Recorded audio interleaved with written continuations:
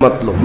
इससे पहले भी मैं कहा करता था, आज फिर से मैं रिपीट आपके सामने कहता हूँ, मुसलमान के लिए रोज़े जो फ़र्ज़ किए गए ऑप्शनली नहीं है मेरे अजीज़, या ऑप्शनली नहीं है, इख्तियारी नहीं है, जिसे चाहे वो रखे जिसे चाहे वो छोड़े। हाँ, हमारे यहाँ मुआशरा ऐसे ही है ना। हाँ, सुबह उठ कर के लोग पूछते रहते हैं रोज़ा है, रोज़ा है। क्यों पूछ रहे हो रोज़ा है? मुसलमान है तो रोज़ा फ़र्ज़ है, रोज़ा फ़र्ज़ है। अगर मैं आपको पूछूं अच्छा लगेगा? इंसान हो अच्छा लगेगा, सामने दिख तो रहा है इंसान है, फिर क्या पूछना है? मुसलमान के लिए रोज़ा ऐसा ज़रूरी है जैसे उसके लिए इंसान होना ज़रूरी है। वो रोज़े छोड़ता क्यों? हाँ, चंद ही चीज़ें हैं जहां तखफीफ दी गई है शरीयत में। वो सफ़र है या मर्ज है, ऐसा मर्ज कि जिससे वो नहीं बर्दाश्त कर पाता, उसमें अल्लाह ताला ने उसे छूट दी है, रुख्सत दी है। या हामिला औरत है, या दूध पिलाने वाली औरत है, या फिर अब बहुत सारे लोग ऐसे हैं जो हट्टे कट्टे हैं, तंदुरुस्त हैं, तवाना हैं, रोज़े छोड़े हुए हैं। मेरे अजीज़, सब होने के बाद अगर रोज़ा छोड़ने की किसी को रुख्सत है ना, तो सिर्फ उन औरतों को जिनकी माहवारी आती है महीने में या बच्चे के बाद, हैज़ और निफास वाली औरतों के लिए रोज़ा नहीं है। तो मैं उन लोगों से पूछता हूं, क्या तुम्हारी भी ऐसी कैफियत है जो तुम रोज़ा छोड़े घूम रहे हो? नापाक हो, नापाकी आई है? नहीं है तो फिर क्यों रोज़ा छोड़ते हो?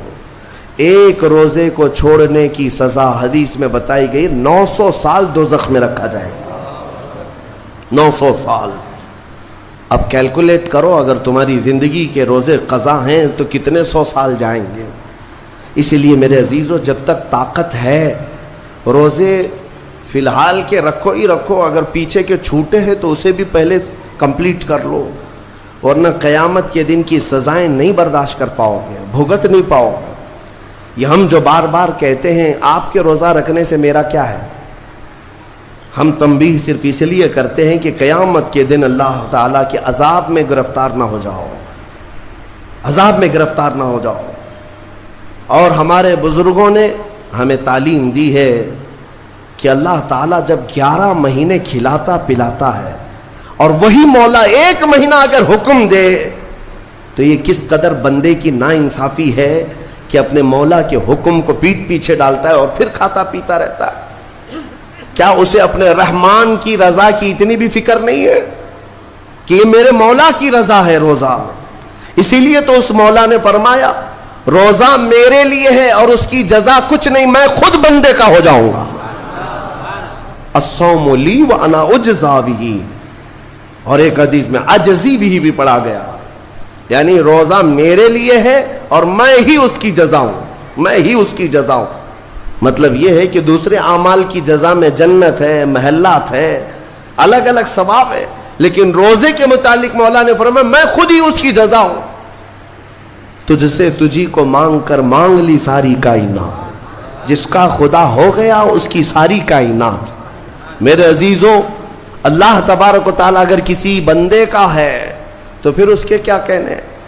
अच्छा, एक और इसमें हिकमत यह है, रोज़ा जो रखा जाता है ये बंदे और अल्लाह के बीच का राज है, दूसरे किसी को पता नहीं। मेरा रोज़ा आपको नहीं मालूम, आपका रोज़ा मुझे नहीं मालूम।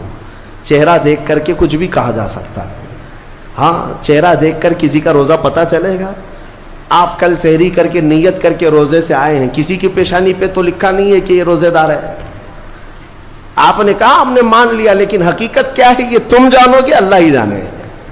बहुत सारे तुम्हारे पास मौके ऐसे आते हैं जब एक एक घूंट निगल सकते हो, वज़ू के बीच में, गुस्ल के बीच में, जब कोई ना देख रहा हो तब चुटकियां लेकर अंदर डाल सकते हो, कोई ना देख रहा हो। लेकिन बंदे और मौला के दरमियान का एक राज है रोज़ा। इसी वजह से एक हदीस में मिलता है, क़यामत के दिन जब ईमान वालों को जमा किया जाएगा और जिनकी बख्शिश हो जाएगी, तो उनमें एक जमात ऐसी होगी जो जन्नत की तरफ उड़ते हुए जा रहे होंगे और जन्नत में पहुंच जाएंगे, किसी को नजर नहीं आएंगे, बहुत तेजी से वो जन्नत पहुंच चुके होंगे। باب الریان ایک دروازہ ہے جو صرف روزے داروں کے لیے، جن کے روزے اللہ کی بارگاہ میں پسند آ گئے، وہ دروازہ صرف ان کے لیے، وہاں پہنچ چکے ہوں گے بہت سارے اہل اللہ، بڑے بڑے مقامات والے وہاں موجود ہوں گے، پوچھیں گے تم کہاں سے آئے، کون سے راستے سے آئے؟ نہ وہاں نظر آئے نہ راستے میں نظر آئے، یہاں کیسے پہنچے؟ تو وہ کہیں گے کہ اللہ تبارک و تعالیٰ نے ہمیں روزوں کی وجہ سے یہ مقام دیا۔ رب تعالیٰ کی طرف سے ارشاد ہوتا ہے کہ ان بندوں نے دنیا میں جو روزہ رکھا تھا وہ سب سے چھپا ہوا تھا، کسی کو پتہ نہیں تھا روزہ ہے یا نہیں، اس لیے جب میں نے ان کے روزے قبول کیے تو سب سے چھپا کر انہیں جنت کی طرف بھیج دیا۔ وہاں پر بھی یہ جزا دی گئی۔ میرے عزیزوں، فضیلتیں بہت ساری ہیں، سب کو پتہ ہے، لیکن میں جو کہہ رہا ہوں وہ یہ ہے کہ اگر اپنے نفس کو کنٹرول میں لانا ہو تو یہ روزے شرط ہیں۔ ایک صحابی حضور کی بارگاہ میں آئے، جوان تھے، کہا کہ یا رسول اللہ صلی اللہ علیہ وسلم، جوان ہو چکا ہوں، شادی کی عمر ہے، لیکن شادی کرنے کی طاقت نہیں، مال نہیں، اسباب نہیں، کیا کروں؟ شادی نہ کرے تو گناہوں کی طرف چلے جائیں، خواہشات ہیں انسان کی۔ تو جانتے ہیں میرے آقا صلی اللہ تعالیٰ علیہ وسلم نے کیا فرمایا کہ اگر استطاعت ہے تو شادی کر لے ورنہ روزہ رکھ لے۔ شادی کے بدل ڈائریکٹ کون سی چیز؟ روزہ۔ فرمایا اس لیے کہ روزہ تمہاری شہوت کو ختم کرتا ہے، تمہارے اندر صبر قائم کرتا ہے۔ عزیزان گرامی، حدیث پاک کا یہ مفہوم میں آپ کے سامنے رکھ رہا ہوں۔ تربیت میں میرے آقا نے ان نوجوانوں سے کہا جن کی شہوت غالب ہے، جو گناہوں کی طرف زیادہ جا سکتے ہیں، ان کے لیے فرمایا گیا وہ روزہ رکھیں، کنٹرول میں رہیں گے۔ صرف رمضان کا ہی نہیں، سال میں اور بھی دنوں میں روزہ رکھو تاکہ تمہارا نفس قابو میں رہے، کنٹرول میں رہے۔ میں چند مہینے پہلے کچھ نوجوانوں کی کثرت کو دیکھ رہا تھا جو اپنے جسم کو شیڈول بنانے کے لیے، مینٹین کرنے کے لیے ڈائٹ پلان تیار کر رہے تھے۔ تو اس میں ایک بہت ہی بڑے ڈاکٹر ہیں جنہوں نے ڈائٹ پلان دیا، تو اس میں انہوں نے مینشن کیا کہ ہفتے میں ایک دن بھوکا رہنا چاہیے، صبح سے شام تک۔ وہ نان مسلم ہے۔ میں نے پوچھا تھا کہ یہ آپ کے ڈائٹ پلان میں کس لیے ہے؟ تو انہوں نے اس کی سائنٹیفک وجہ بتائی کہ ہفتے بھر میں ہم جو کچھ بھی کھاتے ہیں، کچھ ایسی چیزیں جمع ہو جاتی ہیں جن کو پگھلنے کا موقع ہی نہیں ملتا، ہم بار بار کھاتے رہتے ہیں، اس پر چیزیں جمع ہوتی رہتی ہیں۔ ایک دن ہفتے میں اگر اپنے پیٹ کو خالی چھوڑ دیا جائے تو فاسد مادے گل کر کے باہر نکل جائیں گے اور صحت ہمیشہ صحیح رہے گی۔ یہ دنیا کہہ رہی ہے۔ میرا مولا بغیر حکمت کے کوئی چیز تم پر فرض نہیں فرماتا۔ جس نے ہمارے جسموں کو بنایا، جس نے ہماری روح کو بنایا، وہی زیادہ بہتر جانتا ہے کہ ہمارے حق میں کیا چیز اچھی ہے۔ اس لیے اے میرے عزیزوں، اب ان نفس کے خلاف جو باتیں میں نے عرض کی ہیں، نوجوانوں، آج تمہارے لیے نہیں، پوری زندگی کا سب سے بڑا چیلنج ہے، سب سے بڑا چیلنج۔ جو اپنے نفس امارہ سے بچ گیا وہ صحیح سلامت دنیا سے چلا گیا، ورنہ موت کے وقت بستر پر روح نکلنے سے پہلے بھی نفس امارہ بہکاتا ہے۔ یہ شیطان کا قریبی دوست ہے، یہ دونوں کی سانٹھ گانٹھ ہے۔ نفس کی اور شیطان کی دوستی بہت گہری ہے، بہت گہری ہے۔ اسی لیے تو شیطان جاتا ہے تو نفس اس کا کام کرتا رہتا ہے، دونوں مل کر کے انسان کو تباہ و برباد کرتے ہیں۔ لیکن اس کے باوجود اگر آپ بچے ہیں تو یہ اللہ کا فضل ہے تم پر، اللہ کا فضل ہے۔ میں بنی اسرائیل کے ایک شخص کے متعلق پڑھا تھا، بڑا عبادت گزار شخص تھا۔ وہ اپنے صومعہ کہتے ہیں جس میں عبادت کرتے ہیں، بنی اسرائیل کا وہ عبادت گزار شخص قریب 80 سال تک عبادت کیا اور باہر نہیں نکلا۔ شہر میں سب سے زیادہ مقبول، ہر ایک اس کے پاس دعائیں کرانے کے لیے آتے تھے۔ اتفاق سے اس گاؤں میں ایک گھر کے 4 بھائی تھے، وہ تجارت پر جا رہے تھے، ان کی تنہا بہن تھی گھر پر۔ چاروں نے سوچا ہم تجارت پر جا رہے ہیں، اپنی بہن کہاں چھوڑیں؟ تو چاروں نے کئی لوگوں سے مشورہ کیا اور بزرگوں سے بات چیت ہوئی تو کہا کہ وہ عابد جو شب زندہ دار ہیں، رات بھر عبادت کرتے ہیں، ان کی نگرانی میں چھوڑ کر، ان کی کفالت میں چھوڑ کر چلے جاتے.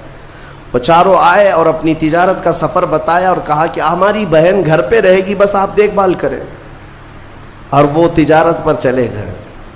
یہ بہت ہی عبادت گزار شخص ہے بنی اسرائیل کا، بہت عبادت گزار. چند دن گزرے تھے کہ نفس نے یہ باتیں باہر لانی شروع کی کہ پتہ نہیں وہ خاتون اندر اکیلی کیا کرتی ہوگی، بھائی بھی نہیں، ماں باپ بھی نہیں. پھر شیطان آیا، کہا ارے کچھ تو خیال کرو، تمہارے پاس امانت دے کر گئے ہیں اس کے بھائی، تم اس سے خیر خیریت بھی نہیں پوچھتے. آپ نہ جانا اس کے پاس، محض آپ اپنی چوکھٹ سے تو اسے آواز دے کر کے پوچھ لیں کیا چل رہا ہے اس کے گھر میں. تو اس عابد نے اپنے سوما کی چوکھٹ پر آ کر اس خاتون کو آواز دی. وہ خاتون اپنے گھر کے باہر آئی، چوکھٹ پر وہ کھڑی رہی. پوچھا کیسی چل رہی ہے، خیریت ہے، طبیعت اچھی ہے. بات چیت ہوئی، اس کے بعد چلے گئے. یہ پہلی بات چیت تھی جس کے بعد اس عابد کے دل میں بات کرنے کا جذبہ اور بڑھ گیا، خواہش اور بڑھ گئی. عورت سے بات کرنے کو آج نوجوان یہ سمجھتے ہیں یہ تو فرینڈلی ہے، ہم تو ایسی دوستی میں کر رہے ہیں. تمہیں پتہ ہے یہ بہانے ہیں دوستی اور فرینڈ شپ کے، یہ سب نفس امارہ کی تباہیاں ہیں جو تمہارے دل میں بار بار شہوت پیدا کرتا ہے. اب اس 80 سالہ عبادت گزار شخص کا حال یہ تھا. دوسرے دن صبح پھر سے باہر چوکھٹ پہ آیا، اس خاتون کو بلایا بات چیت کے لیے. وہ پھر بات چیت کرنے لگی، ادھر سے بھی بات ادھر سے بھی بات. چند دن گزرے کہ اب گھنٹوں بات ہونے لگی، خیر خیریت چھوڑو، گھنٹوں بات ہونے لگی. عبادت میں بھی فرق پڑ گیا. ایک خاتون کی طرف، ایک عورت کی طرف دل کا میلان بڑھتا چلا گیا. یہ نفس ہے، نفس ہے. جہاں پیٹرول ہو اور پھر آگ ہو، ایسا نہیں ہو سکتا کہ دونوں میں ایک بھی ادھر سے ادھر ہو جائے تو آگ نہیں لگے گی، بھڑکے گی نہیں. میرے عزیزو، اس کے بعد کئی دن ایسے ہونے کے بعد شیطان ایک بزرگ کی شکل میں آ کر اس عابد سے کہا کیا کھڑے کھڑے بات کرتے ہو، اس کے گھر جاؤ، بیٹھو، تسلی دو اس کو. یہ عابد اپنے سوما سے 80 سال بعد باہر نکلا تھا اور اس خاتون کے گھر گئے. اور کھانا پینا ساتھ ہوتے ہوتے یہ نوبت یہاں آئی کہ زنا کر لیا. 80 سالہ عبادت گزار شخص زنا جیسی نحوست میں مبتلا ہو گیا، منہ کالا کر لیا. اب اس کے بعد اپنے سوما واپس آیا. اس کو تو ایسا لگا کہ میں تو مزے میں ہوں، بھائی بھی نہیں ہے اس کے، کوئی نہیں ہے. لیکن اس عورت کا حمل ٹھہرا، وہ حاملہ ہو گئی. اب اس کو ڈر لگا کہ اس کا حمل ہو گیا، کیا کیا جائے. نفس بھڑکاتا رہا، شیطان بھی ساتھ دیتا رہا. شیطان آیا اور اس نے کہا کہ ایک کام کرو، اس کا گلا گھونٹ کر مار ڈالو ورنہ تمہاری بدنامی ہوگی. یہ عابد اس کے گھر گیا، رات کو اس کے ساتھ تنہائی پا کر کے اس کا گلا گھونٹ دیا اور عورت کو ختم کر دیا. قتل دوسرا گناہ.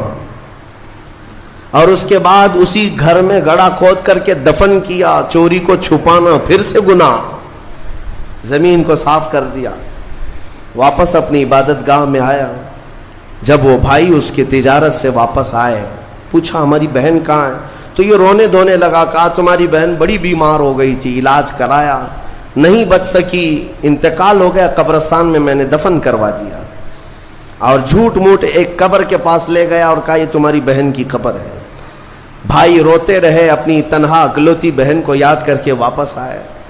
بات یوں ہی گزر گئی، لیکن نفس کی تباہ کاریاں چھپتی نہیں ہیں. یہ کالے کرتوت کبھی پوشیدہ نہیں رہتے. پھر ابلیس ان 4 بھائیوں کے پاس گیا اور کہا تمہیں پتہ ہے تمہاری بہن کہاں ہے؟ کہا وہ تو انتقال ہو گئی، اللہ کو پیاری ہو گئی.